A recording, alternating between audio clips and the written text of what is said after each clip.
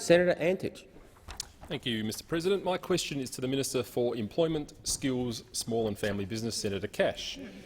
Minister, as the global economy faces the greatest economic decline since the Great Depression as a result of the COVID-19 pandemic, how will the Morrison government's JobMaker Plan accelerate infrastructure investment to drive our economic recovery and create jobs for Australians? The Minister for Employment, Skills, Small and Family Business, Senator Cash. Thank you, Mr President, and I thank Senator Antic for the question. Mr President, the Prime Minister today outlined the next phase of the government's JobMaker Plan to support Australia and Australians' recovery from COVID-19. He announced that almost $72 billion of major infrastructure projects across Australia will now be fast-tracked under an agreement struck between the state, federal and territory governments. It will see approval times slashed by half, and it will see the creation of 66,000 jobs. Mr President, as a government, we are also committing to a further $1.5 billion to immediately commence work on small priority projects identified by the states and the territories. $1 billion will be allocated to priority projects which are shovel-ready, and $500 million will be reserved specifically to target road safety works. Mr President, this builds on the $7.8 billion worth of projects we've brought forward since November of last year.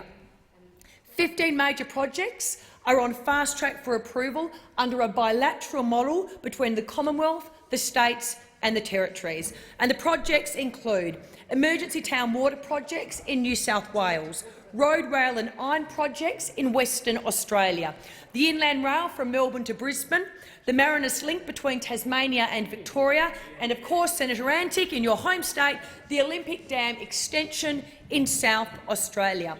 Mr President, these 15 job-creating investments will be brought forward by targeting a 50% reduction in Commonwealth assessment and approval times for major projects from an average of 3.5 years to 21 months. Senator Antich, supplementary question. Minister, how will the government's skills reform agenda support these job-creating infrastructure projects? Senator Cash. Well, Mr President, the JobMaker program builds on the significant steps that the Morrison government is already taking to transform our training system to ensure that we have the skilled workforce that Australia needs. Our $585 investment in our skills package, it is supporting Australians to ensure that they have the skills that Australian businesses are telling us that they need. We're establishing the National Skills Commission to improve our skills and our labour market forecasting. We have, of course, established the National Careers Institute to evaluate the status of vocational education and training and to provide evidence-based careers advice on vocational education pathways. We're also supporting, importantly, foundational skills for people with low educational attainment. Mr President, these reforms are critical to supporting Australians into careers, Australian businesses to get the skilled employees that they need, and to support our infrastructure investment as we recover from COVID-19. Senator Antich, a final supplementary question. Minister, how will the government's JobMaker Plan bring Australians together and support the economy to rebuild following the COVID-19 downturn? Senator Cash. Thank you, Mr President. Well, the JobMaker Plan is, of course, our roadmap for a new generation of economic success to guarantee the essential services that all Australians rely on.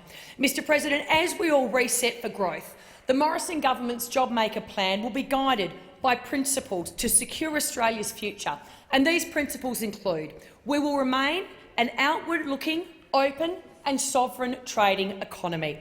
We must seek to leverage and build on our strengths, an educated and highly skilled workforce that supports a thriving and innovative services sector and a modern and competitive advanced manufacturing sector.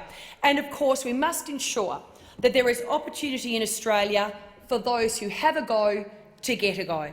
Mr President, as we have shown, working together across states, across territories, together as Australians, we will be able to restore jobs and support the economic recovery that Australia needs.